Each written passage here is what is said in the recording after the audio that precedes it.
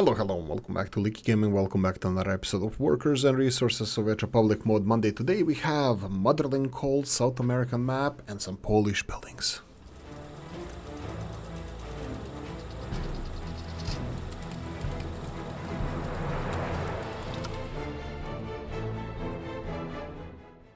Right, the worst week since I started recording this series like 3 years ago, since I started or so.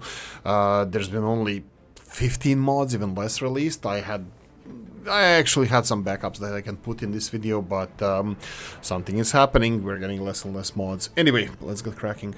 Jutland and heating plant Big from 1950s, based on a real building in Warsaw, produces 112 gigajoules of heat while consuming 1.2 tons of coal, and hiring 8 workers takes for Rob's 074 for his textures. You should check out his stuff out. Yeah, Rob's. Everybody knows Rob's, but anyway, this is a beautiful building, of course, classic Rob's textures, but just more of them now we're getting made by Jutland, and thank you Jutland for this.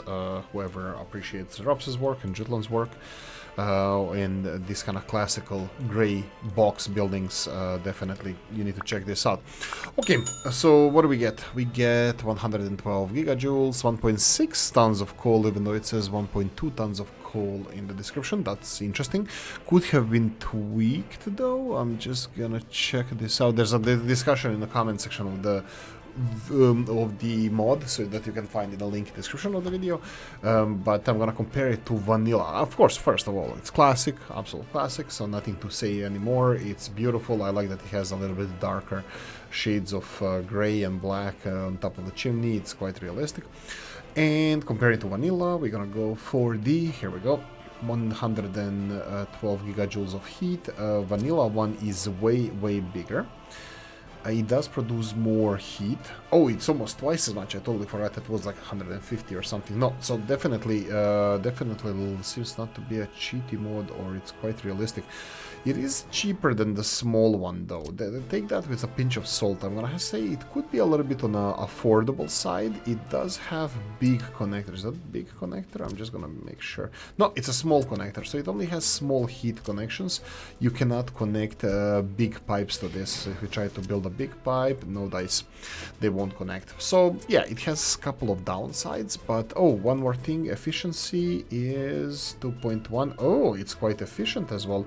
I have to say that it's more efficient than vanilla ones, so take that with a pinch of salt. It's a little bit cheaper, it's much better looking, and also it's a little bit more efficient, so for less money and less coal consumption you get more heat with this one. Anyway, for more details, link in the description of the video. Cepelinas Grietinius, 5-story panel house. Sorry if I'm butchering your name, sounds Lithuanian. Prefab panel apartment building houses 60 to 90 workers based on apartment building in Lithuania, built in the 1980s. Actually, yeah, it looks a little bit modern. Model panel building looks quite beautiful. I love it. Something I'm gonna be using in my Let's Plays. In this, we're gonna have another one after this one, the bigger building, but this is a smaller one. Bigger building has 90 workers. It's like, yeah, you can see here like every segment of this building, 30-60 workers and 30-60-90 workers. So yeah, it looks quite realistic. It has 30 workers per segment. That will be divided by 5, that would be 6 people per floor, 3 apartments per floor. Seems quite realistic in size, at least from my perspective here. What about the price, I hear you ask? I think it should be around here. So we have panel houses for over here, that will be for 60 workers. Why don't we have a 90? Ah, we have 91 as well. 8,000. Oh, they're exactly the same price. Okay, there's a buggish thingy. They should definitely be a little bit more expensive, but price wise, let's say cheaper one for this amount, maybe even more expensive one would be quite realistic. You can see here that it's for 65, the price is similar. Let's go for the original vanilla buildings. Yeah, even for 90, the price is realistic or in the same ballpark as the vanilla buildings. Anyway, take that as you wish. I don't think they are cheating at all. It's just said that they're the same price. They should be, the bigger one should be a little bit more expensive. Anyway, more details in the description of the video. Cepelinas Grietinius, 12-story panel house, similar as the last model. This is in similar manner made. Prefab panel apartment building houses 150 workers based on apartment building in Lithuania, built in 1980s. So yeah, absolutely, like I said, gorgeous. I love it. I love how it looks. Even the details on it, like you can see the facade here with some sand, something. I'm not gonna go into details. I don't understand that, but looks absolutely gorgeous. This is a really beautiful model because these kind of buildings are the most efficient in the game, just because they have a small footprint. They're tall. You don't care about the height, and most of the time they don't even have electronics and stuff that needs to be in there for, mechanical components, just because, elevators and stuff, it should have some electronical components. To build this kind of stuff should be a little bit more expensive higher the building is.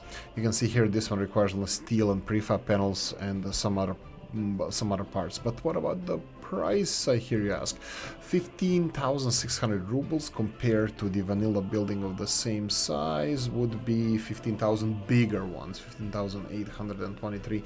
So yeah, bigger buildings than this are more expensive. This is the original vanilla buildings, not added later on Rob's buildings, but original vanilla buildings are more expensive. Rob's buildings are always more expensive. I'm not gonna compare it with that. I'm gonna compare it with original vanilla buildings. This is the 6 ones or 7 ones that we have over here. The rest of them are, or 8 of them. Anyway, realistic, not a cheaty. Link in the description of the video. Rickenbacker and Motherland Calls with Loyalty. Monument Motherland Calls original is a previous model. This adds 6 loyalty modifier, radius 600 meters. There's a description in Russian as well. Motherland Calls is a compositional center of the monument assembly heroes of the Battle of Stalingrad on Mamayev Kurgan in Volgograd, Russia. At 85 meters, 279 feet, it's the tallest statue in the Eastern Hemisphere outside of Asia, and the tallest statue excluding pedestals of the woman in the world. And there's a little bit of description in the Russian, so I'm gonna skip that. So yeah, this is Motherland Calls, originally built in Stalingrad, today is Volgograd. Iconic structure, we already had this model from before, but now it has influence of 6 and 600, so loyalty increase of 6% and 600 meter influence distance.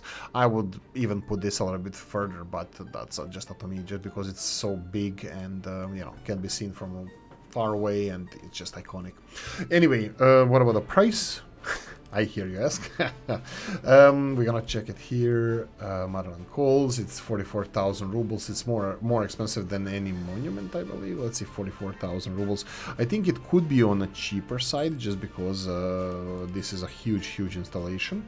Anything that comes close is 13,000 Red Star Monument. So making it a little bit more expensive wouldn't be out of ordinary, but it's more expensive than any other monument, and it has just a little bit higher influence. It does have range, a little bit higher range as well. So price is fair, but it could be a little bit higher as well. Anyway, link in the description of the video.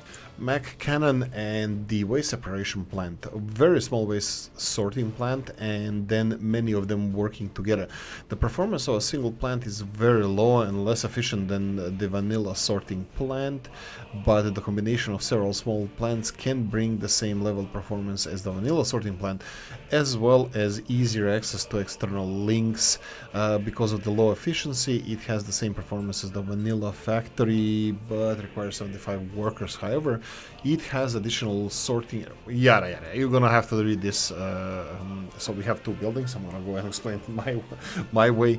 2 different buildings, 75 workers, 45 workers, each one of them respectively. 60 tons per day is bigger one, 36 tons per day is smaller one, and input storage area 300 tons. So it has a decent size input area. So you can see here sorting facility. It sorts more or less, I believe these are the regular numbers. We're gonna compare it to vanilla building. Well, we can do it actually straight away. So if we have the gravel recycling general separation, here we go.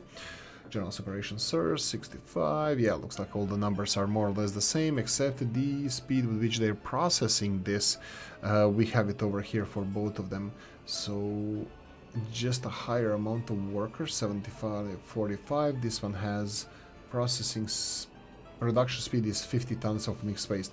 So one of them actually has higher than vanilla, but it has 50% more worker requirement, and it does have a higher import storage. So technically you can use even these for storing your waste. This is something that I found quite useful. quite useful in vanilla, that could be quite useful for you. Anyway, the price-wise, both of them are not cheaty because they are more expensive than the vanilla one, and the pollution creation is both of them have higher pollution than the vanilla one. So if you want something different for your waste processing, this is definitely a thing to go for because it's absolutely gorgeous model, beautiful details, and quite realistic. Oh, rail connection. They both have rail connection. Let me quickly show you this. They have rail connections here, they have conveyor belt connections all over the place, and they have a couple of industrial connections as well. more than couple. But anyway, for more details, link in the description of the video.